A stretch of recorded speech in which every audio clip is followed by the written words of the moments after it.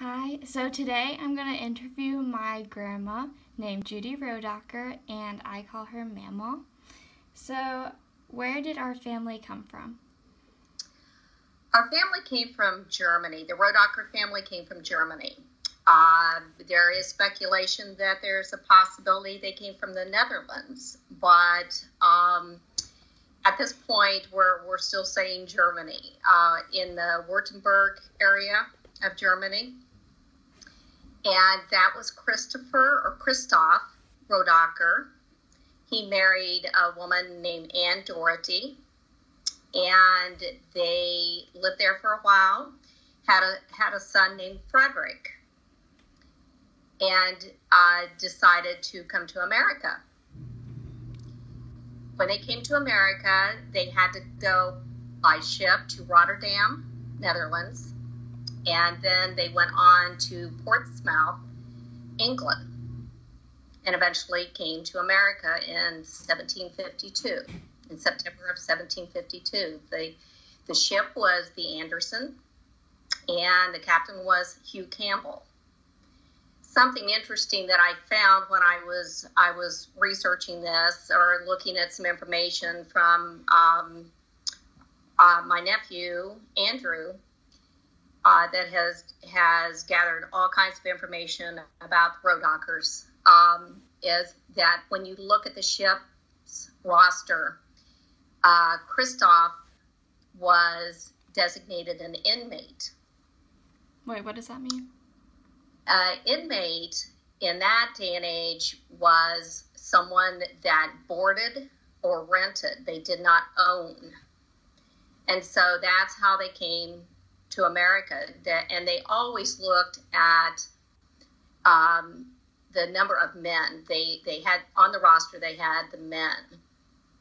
And most of the time you would not see, they might say, for example, Christoph or Christopher Rodacker and wife, son. But when they came to America, they landed in Philadelphia, Pennsylvania, and set up their home in Lancaster County, Pennsylvania, and lived there.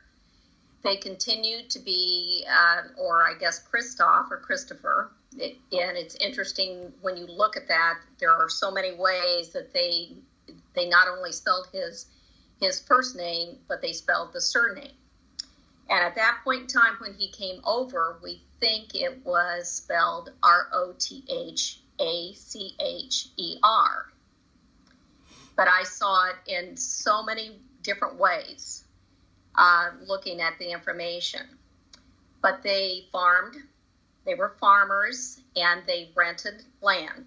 So they continued to be listed, or he did, under the caption inmate.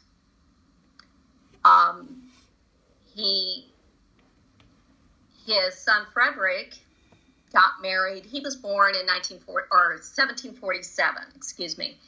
And once he married in Pennsylvania, he farmed land also. He rented. So he was considered an inmate also.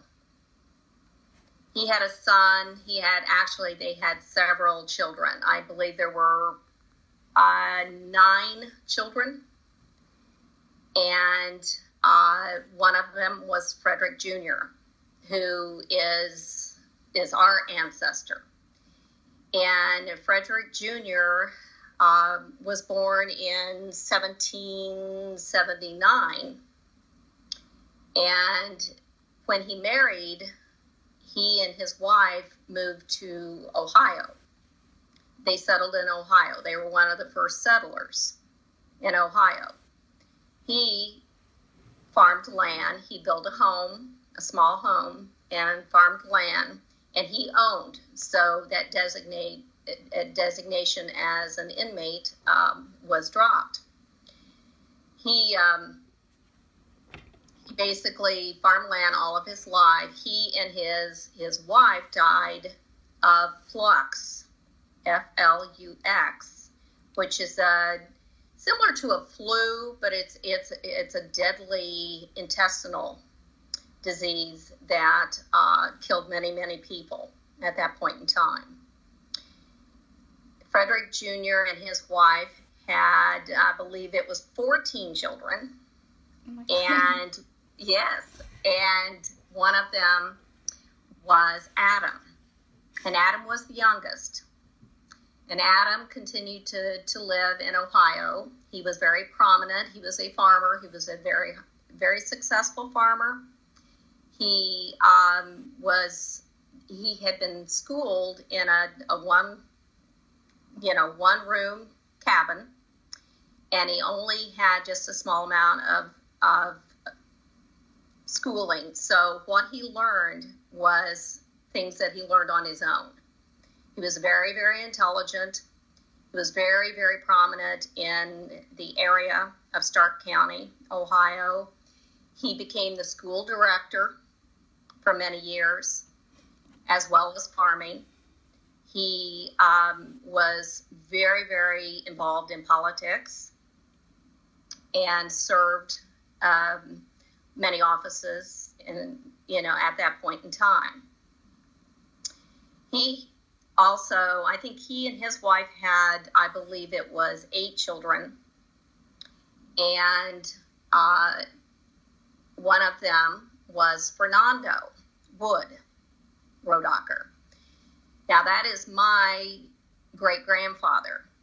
So we're looking at, with you involved, we're looking at 10 generations, 8 generations from me. So we've gone back to Germany, and we've gone through all these generations. So Fernando, once he got married, went to southern Indiana in Greene County, and he became a farmer also. And he and his wife, Minnie Bell, Strasser was her last name, and she was also from Ohio. So settled there, bought a farm, and raised their children there. My grandfather was the second in line of 5 children. His name was Alan Thurman, and he farmed. He married in, I believe it was 1909, to Golda Merle Slaughter, which is my grandmother. And they continued to live in the Switz City, Greene County, Indiana area. They farmed. He also decided that he wanted to be a teacher. So he went to Indiana University, attended Indiana University for a teaching certificate, and returned, and they set up housekeeping in Switz City, and he taught. So he continued to do that for many years and realized that he was not able to make a living on that. So he was also farming at the same time. He started working in the coal mines. Coal mines are very prevalent in southern Indiana and southern Illinois, and he started working in the coal mines. He also did other jobs, but primarily stayed around Switz City. They had 7 children. My father, your great-grandfather, Robert, was born at home, as they all were, and went to school in Switz City until he was a sophomore in high school, and they moved to Worthington, Indiana, which was in Greene County, so it was just up the road. And and my grandfather worked as a highway supervisor for the county. That was in the Depression. They also had a farm, and they were having difficulty. Living, and so all the brothers, and I guess this was prior to the move to Worthington, but all the brothers came back. So there was 1 daughter and 6 brothers, and they all worked the farm. plus two of the oldest brothers worked the coal mines in order to survive the Depression. And then right after that is when they moved to Worthington. My dad went to Worthington High School, where he met my mother, Irma. They were the same age, and he went there from, a sophomore and junior year. And then he decided, after seeing two of his brothers join the service, the military, during World War II, he decided he wanted to do that, and he had to get permission. He was only 17. He had just turned 17 years old and asked for permission from his parents to join the Navy, which he did. So he missed his senior year, as many of his male classmates did. I think there was one male classmate out of their whole class that stayed back for some deferment. So he was in the Navy, and when he finally came back in 1946, he took a class in order to, it would be comparable to the GED. So he finished his senior year in high school and couldn't find a job. There were no jobs because it's a very rural area, and so he shoveled beans for the seed company, and that's how he made money. And my mom worked in a grocery store, which she had done for many years because she grew up with parents that had grocery stores even through the Depression. So once he finished that class, he decided he was going to go to college on the GI Bill. And he and my mom moved in with one of his older brothers in Indianapolis, and he went to Canterbury College, or Central Normal College. There were two names for it, for a teaching degree. And he hitchhiked every day for a year in order to get to class. And so he got his bachelor's degree from Canterbury College. But in turn, he was contacted by Greenfield school system, and they desperately needed an assistant principal. They had all female teachers and a female principal, and they were all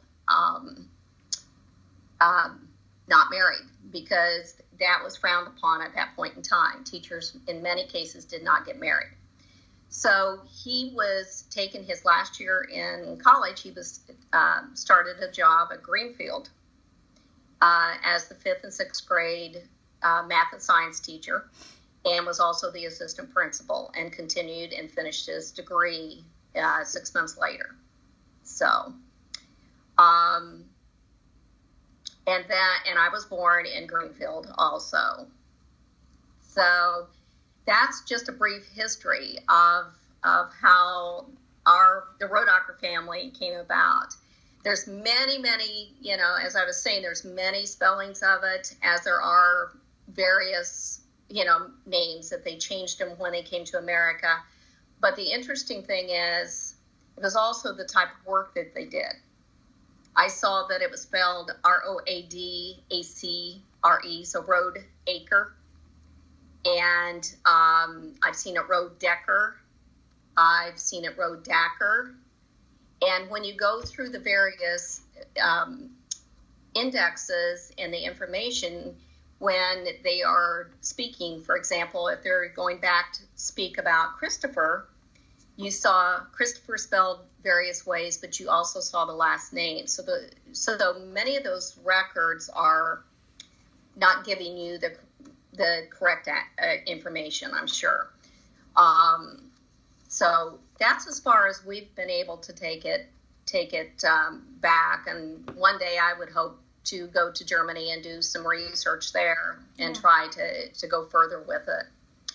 One other interesting note is there have been 5 generations that have attended Indiana University, and which we're very proud of, and would like to see it continue.